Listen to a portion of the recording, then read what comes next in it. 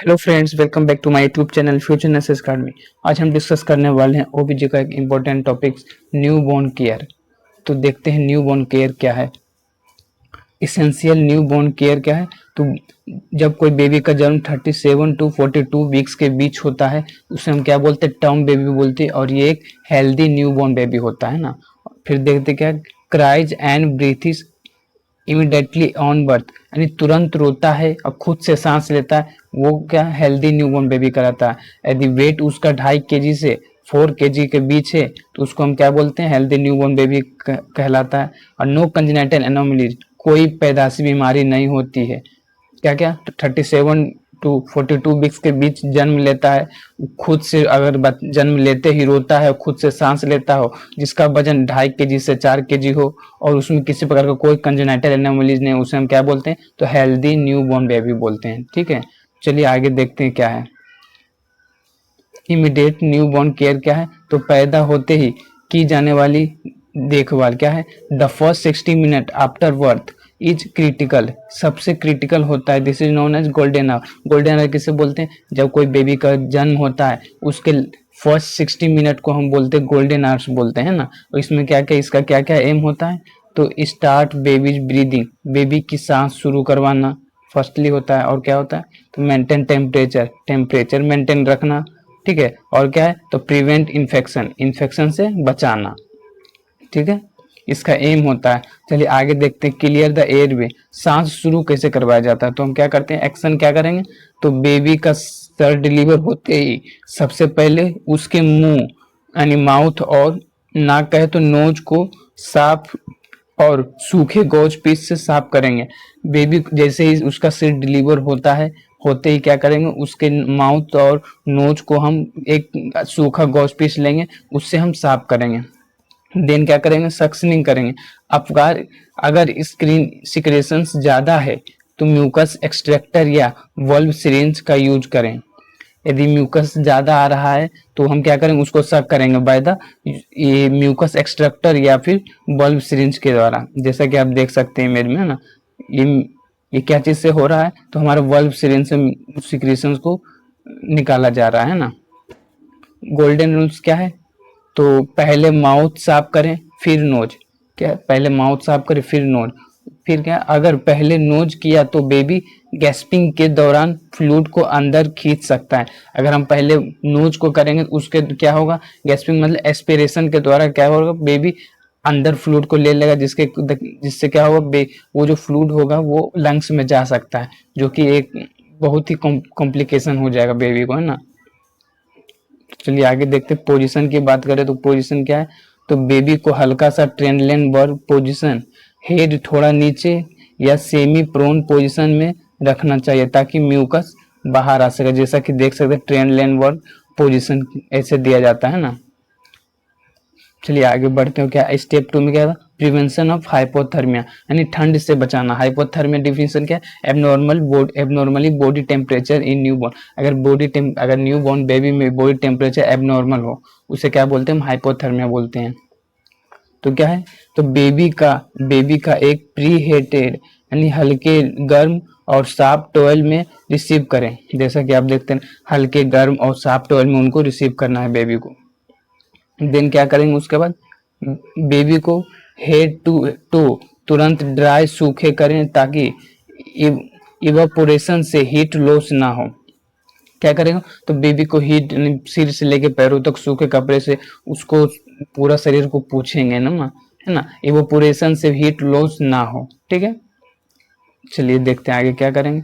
तो गीला टॉवल होता है, गीला टॉवल हटाकर गीला टॉवल हटा देंगे और बेबी को दूसरे सूखे और गर्म कपड़े में रैप दें। क्या करना है, गीला टॉवल जो रहेगा उससे, क्योंकि उससे पोछा गया शरीर उसका पूरा पोछा गया है ना, तो उसको क्या करेंगे, हटाएंगे और सूखा और गर्म टॉवल लाएंगे और उसको बेबी को उससे रैप करेंगे, लपेट देंगे उसमें बेबी को। चलिए आगे देखते हैं क्या है। तो मदर के चेस्ट एब्डोमेन पर बेबी को स्किन टू स्किन कांटेक्ट में रखें। देन उसके बाद क्या करेंगे, मदर के चेस्ट एब्डोमेन पर बेबी को स्किन टू स्किन कांटेक्ट में रखना चाहिए। इससे क्या होता है, तो मदर्स और बेबी के बीच एक टेम्परेचर मेंटेन होता है और क्या बोलता है, कोऑर्डिनेशन दोनों के बीच बनता है। चलिए देखते हैं डिलीवरी रूम का टेम्परेचर 26 डिग्री सेल्सियस से 28 डिग्री सेल्सियस होना चाहिए। क्या डिलीवरी रूम का टेम्परेचर कितना, 26 डिग्री सेल्सियस से 28 डिग्री सेल्सियस होना चाहिए। चलिए देखते हैं हम लाइकल कोड गियर में क्या करेंगे। तो नाल का काटना और बांधना क्या कर, टाइमिंग क्या है, तो डिलेड कोड क्लैंपिंग यानी बर्थ के 1 से 3 मिनट बाद बेस्ट होती है ताकि बेबी को एक्स्ट्रा ब्लड और आयरन मिल सके। क्या जैसे ही बर्थ के 1 से 3 मिनट के बाद क्या करते हैं, बेस्ट होती है बेबी को एक्स्ट्रा ब्लड और आयरन मिल सके। टाइमिंग के एक जो होता है ना काटने का टाइमिंग।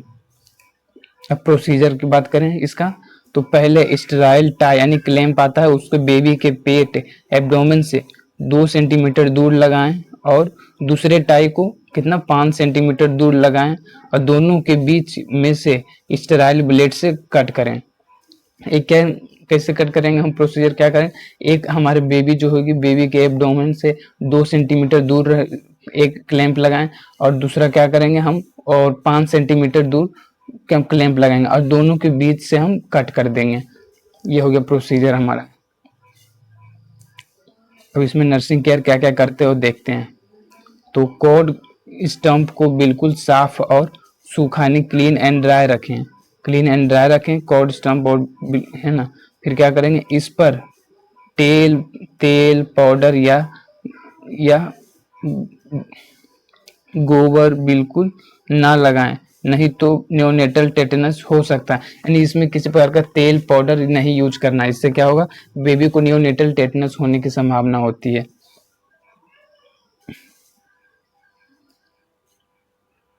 अब देखते हैं हम क्या इस इपगार स्कोरिंग सिस्टम क्या है। ये क्या होता है, टेस्ट बर्थ के 1 मिनट और 5 मिनट्स बाद किया जाता है ताकि बेबी की फिजिकल कंडीशन का पता चल सके। तो इसमें क्या क्या देखते हैं हम, तो देखते हैं पैरामीटर क्या क्या देखते हैं। आपका ए से क्या होता है अपीयरेंस मतलब स्किन कलर देखते हैं।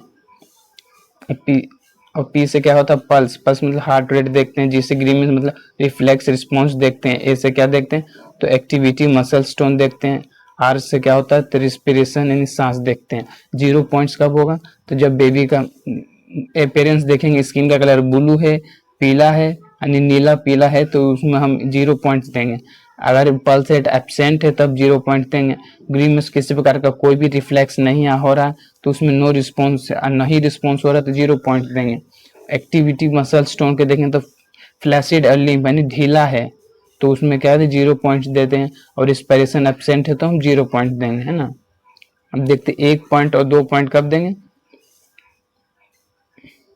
तो बेबी का बॉडी अगर पिंक है लिम्स ब्लू है यानी एक्रोसाइनोसिस है तो हम 1 पॉइंट देंगे, है ना। और अगर पी से क्या हो पल्स, पल्स कितना 100 बीट से ज्यादा है तो हम क्या देंगे, 100 बीट से कम है तो हम 1 पॉइंट देंगे, है ना।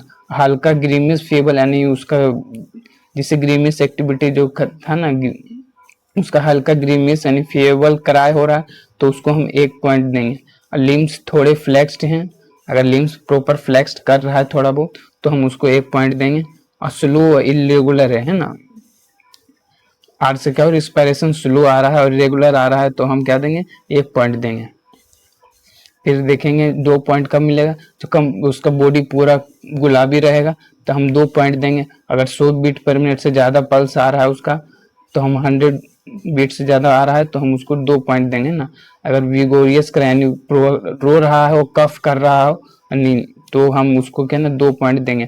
एक्टिविटी प्रॉपर मूवमेंट एक्टिविटी एकदम मूवमेंट सही से कर रहा है तब हम उसको क्या देंगे 2 पॉइंट देंगे। स्ट्रोंग और लस्टिक क्राई कर रहा है उसका रिस्पायरेशन जो स्ट्रोंग है और लस्टिक क्राई है हम तेजी से रो रहा हो तब हम देंगे उसको 2 पॉइंट देंगे, ठीक है। चलिए आगे देखते क्या है स्कोर इंटरफिरेशन क्या है। तो कोई प्रॉब्लम नहीं, अगर 7 से 10 है तो नॉर्मल है कोई प्रॉब्लम नहीं है ना। अगर 4 से 6 के बीच इसको माइल्ड आपका कार स्कोर आ रहा है तो माइल्ड मॉडरेट डिस्ट्रेस यानी स्टिमुलेशन और O2 की जरूरत है। और 0 से 3 आ रहा है तो क्या ये सीवियर डिस्ट्रेस है, इमीडिएट न्यूनेटल सब्सिटेशन चाहिए, सीपीआर देना है, डिस्ट्रेस डिटेक्टेड करें और सीपीआर की अगर नीडेड है तो 0 से 3 आ रहा है तो सीपीआर दें और स्टार्ट रिसक्सिटेशन। ठीक है, अब बार इसको देख लिया। अब देखते हैं डेली रूटीन केयर क्या क्या करना है। तो टेम्परेचर पहले देखते हैं। तो नॉर्मल बॉडी बेबी टेम्परेचर कितना 36.5 degree Celsius to 37.4 degree Celsius होता है। ठीक है, नॉर्मल बेबी टेम्परेचर। बाथिंग मतलब क्या हुआ, नहलाना।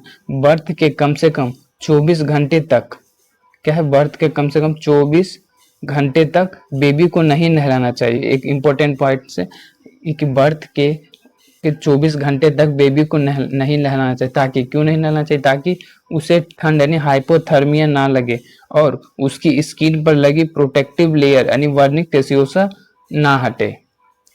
ठीक है, बर्थ के 24 घंटे के तक बेबी को नहीं नहलाना चाहिए। क्यों लिए नहीं, ताकि उसको ठंड नहीं लगे यानी हाइपोथर्मिया ना हो। और क्या होगा, उसकी स्किन पर जो लेयर होती है, प्रोटेक्टिव लेयर होती है वर्निक टेसियोसा, वो ना हटे। चलिए आगे देखते हैं। तो ब्रेस्ट फीडिंग यानी स्तनपान कैसे होगा। तो नॉर्मल डिलीवरी के अंदर आधे घंटे के अंदर और सिजेरियन सेक्शन में 4 घंटे के अंदर ब्रेस्ट फीडिंग शुरू करवा देना चाहिए। अगर कोई मदर है उनको अगर नॉर्मल डिलीवरी हुआ तो आधे घंटे के भीतर उनको क्या ब्रेस्ट फीडिंग स्टार्ट कर देना चाहिए। अगर सिजेरियन सेक्शन हुआ है तो उनको 4 घंटे के अंदर ब्रेस्ट फीडिंग शुरू करवा देना चाहिए। क्या होगा, पहले 6 महीने तक सिर्फ और सिर्फ माँ का दूध यानी एक्सक्लूसिव ब्रेस्ट फीडिंग देना चाहिए। क्या है, तो पहले फर्स्ट 6 मंथ को बेबी को सिर्फ माँ का दूध देना चाहिए और कुछ नहीं, एकदम एक्सक्लूसिव ब्रेस्ट फीडिंग कराना चाहिए। फिर क्या है, गुट्ठी, शहद, हनी या पानी बिल्कुल ना दे। जैसे गुट्ठी होता है, शहद होता है या पानी बिल्कुल ना दे। यानी क्लियर है कि एक्सक्लूसिव ब्रेस्ट फीडिंग कराना चाहिए एवं फर्स्ट 6 मंथ बेबी को। ओके, चलिए आगे देखते हैं। आई एंड स्किन केयर कैसे करना है।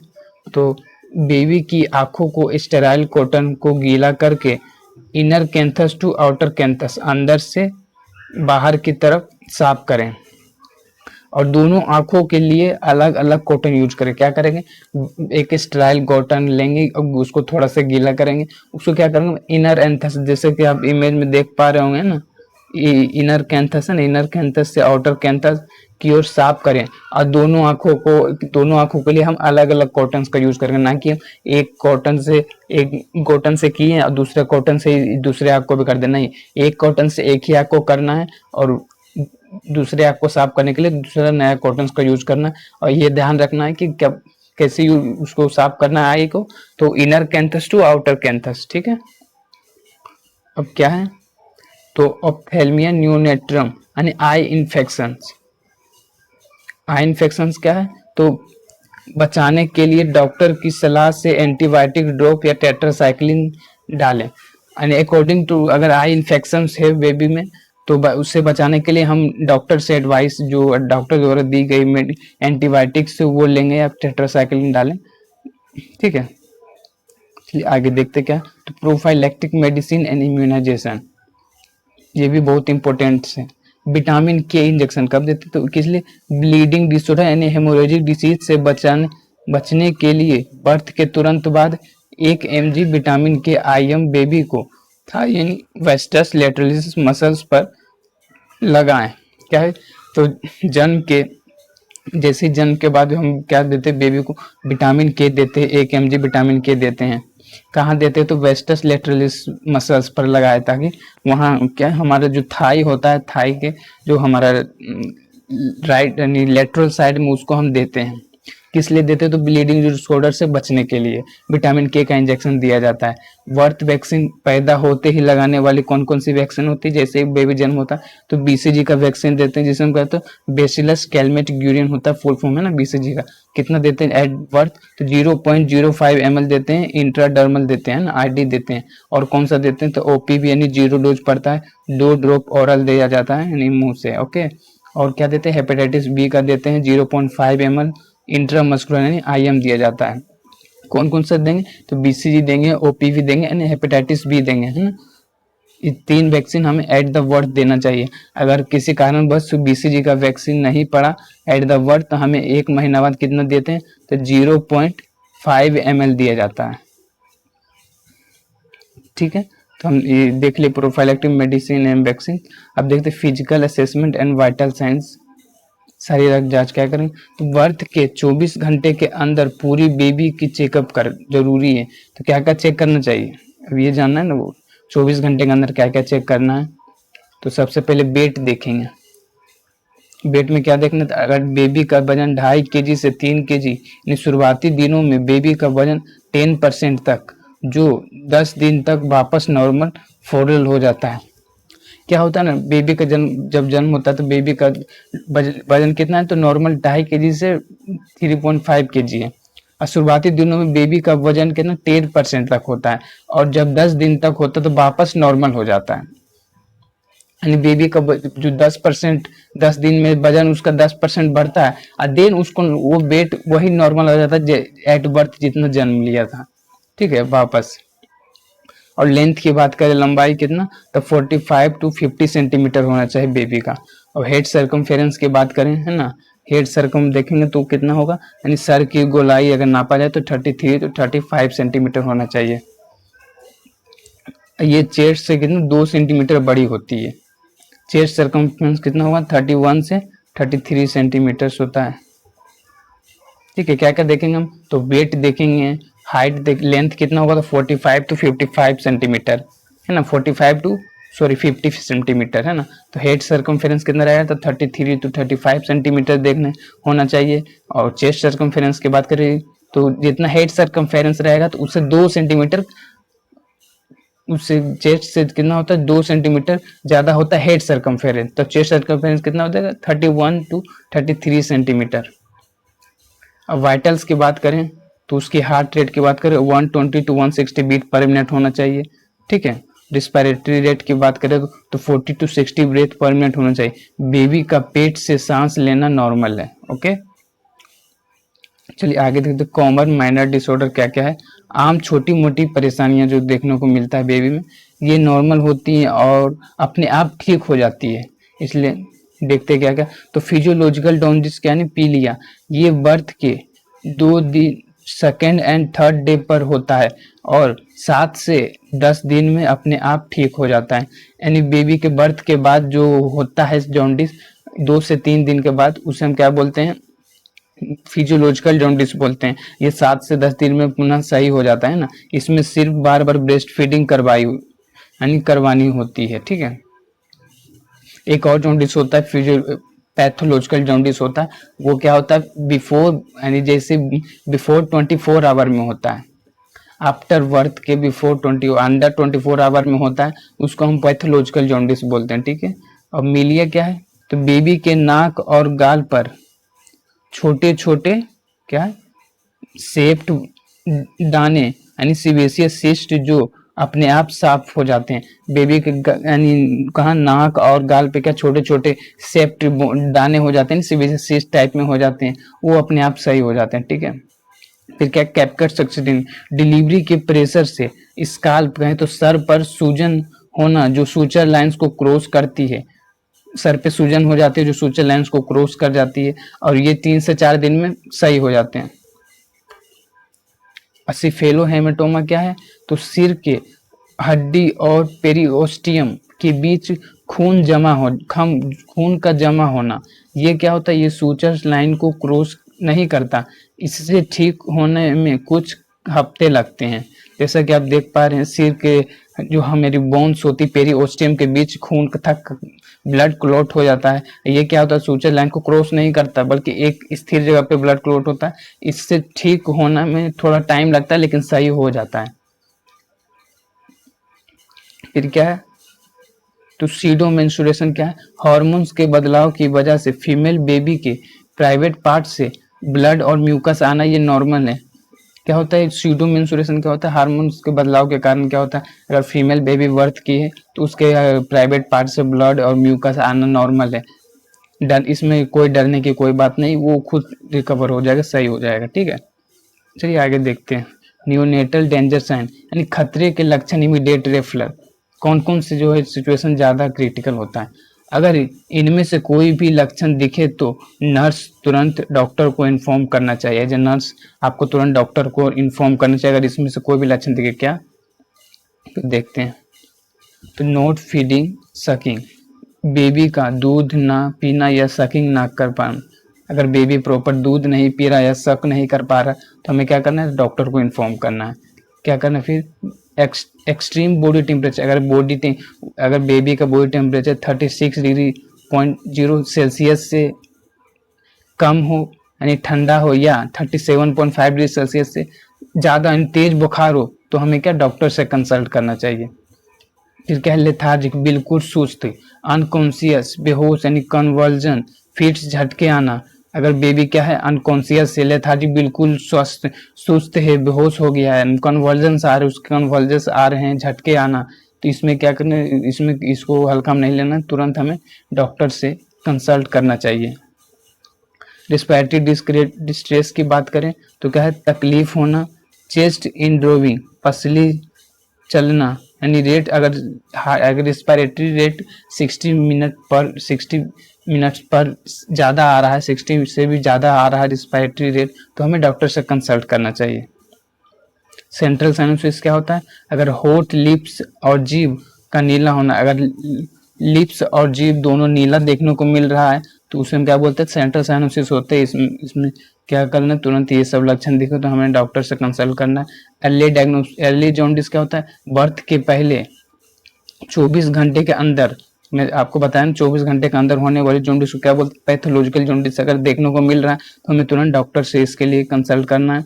फिर क्या है, अम्लाइकल कोड इन्फेक्शन, यानी अम्लाइकल कोड से अगर पस आ रहा हो या बदबू आ रहा हो या फिर रेड होना, अम्लाइकल कोड रेड दिख रहा है तो उसमें क्या करना, डॉक्टर से कंसल्ट करना। क्या क्या बताया गया, तो इसमें सबसे पहले अगर बच्चा फीडिंग नहीं कर रहा, प्रॉपर सकिंग नहीं कर रहा, तब हम कंसल्ट करेंगे।